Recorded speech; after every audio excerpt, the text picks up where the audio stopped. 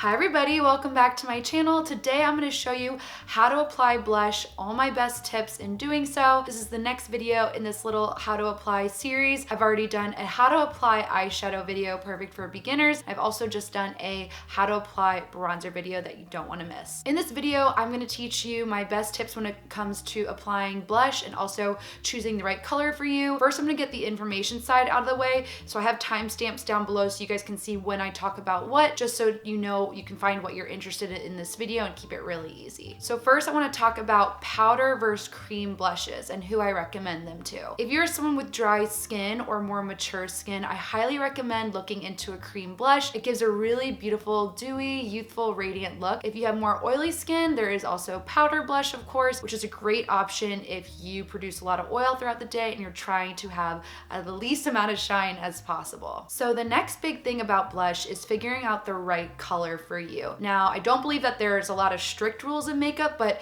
if you want to find a blush that complements your skin tone, it definitely helps to know your own skin undertone. So I talked about this in the bronzing video and it definitely applies in this blush video as well, but doing the vein trick is a really great way to figure out your undertone. So if you look at your veins on your arms and you see that you pull more blue, purple tones, that means you have a more cool undertone, which means you have a little bit more pink to you. Tend to have a little bit more green veins that you see. That means that you probably have a little bit of a warmer golden undertone, which is what I have. And that definitely is a great starting point in helping you figure out your blush. Now, if you have more fair skin, I definitely suggest going for a more soft pink or light coral shades. You don't want the color to be too strong to where it starts to get really overwhelming really fast. So going with those softer shades is best. And then looking at your skin tone complexion, if you are more cool tone or pink tone, as they say, then that means you want to go for something a little bit more on the pinky side for blush. If you have a more fair complexion with a warm undertone, more of a golden hue to your skin tone, and you want to go for the light corals instead. For medium skin tone, just like me, what you want to do is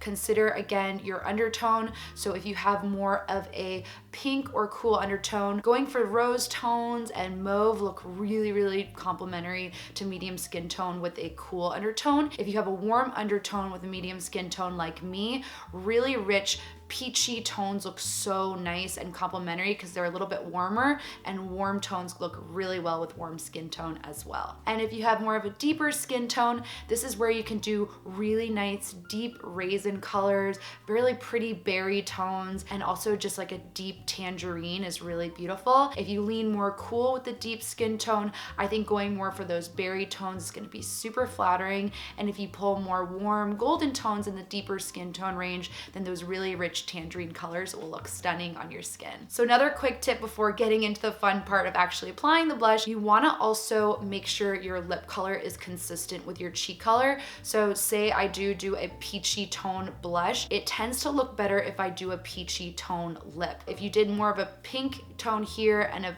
peach tone here, it'll start to look a little clashy and start to look a little bit more clownish. I think that having the consistency here really makes the whole look pull together. Next, I want to talk about brushes. For blush, you want to use something that's a medium size that has a little bit of fluff to it and going to be a little bit dense. This is a perfect example. It's medium size, has a little bit of an angle to it, which is also great. And it just allows me to get that control and definition in a smaller area rather than a big, large, fluffy brush. If you plan to use a cream, you could use a stippling brush like this to apply a really nice airbrush finish, or you can go ahead, use your fingers are a great tool. I absolutely love using my fingers for cream blush. It just melts the product right into your skin, and actually the heat of your finger makes a really great way to have really beautiful looking cheeks. So we all have different face shapes, and that actually is a really big indicator of where you apply your blush. So for me, I have a longer face shape, so I want to apply my blush that is going to widen my face a little more. So what I'm going to do is plan on putting my blush more horizontally on the apples of my cheeks. If you have more of a square face, then you want to place the blush more on the center part of your cheeks here,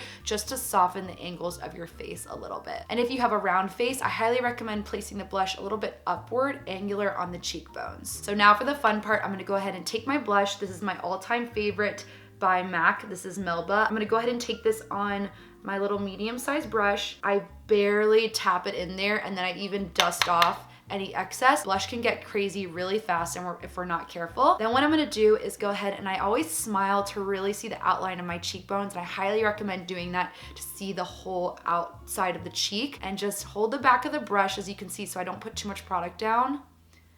And I'm just going to go side to side. I almost use underneath the center of my eye and down as the point of where to stop so I don't go too far in. Just going side to side, kind of giving that more horizontal feel to it. Again, still smiling so I could see that whole area. I don't bring it back too far. My bronzer is already down. I don't want to muddy it up and bring it too far back and get a little bit, make it look like orange contour. I really don't want that. I want to keep it right in this area. And by smiling, it really helps you. I also heard of a trick of keeping it within these 3 fingers. So if you hold your 3 fingers up, you want to kind of stay in that guideline. I'm going to pick up a little bit more, go on the other side, holding the back of the brush and going side to side.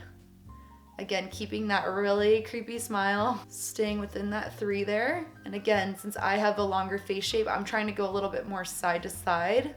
So I have that really nice bronzer underneath and then the blush right on top. You don't want to go bring the blush too far down. That's going to make you look really sunken and not very lifted and fresh. So you can apply these same powder steps with a cream blush as well. You would just do the same exact thing with your cream blush. And as you can see, I chose a really nice peachy neutral color to complement that blush so that they aren't clashing. And that was my other tip I mentioned earlier, so that really, really helps. And there you have it. Those are my top tips when it comes to applying blush, so you guys can do it at home like a pro. Let me know if these tips helped you all out. Thank you so much for being here as always. I'd love to know what your favorite blush color is down in the comment section below. Thank you guys so much, and I look forward to seeing you in the next one. Take care. Bye.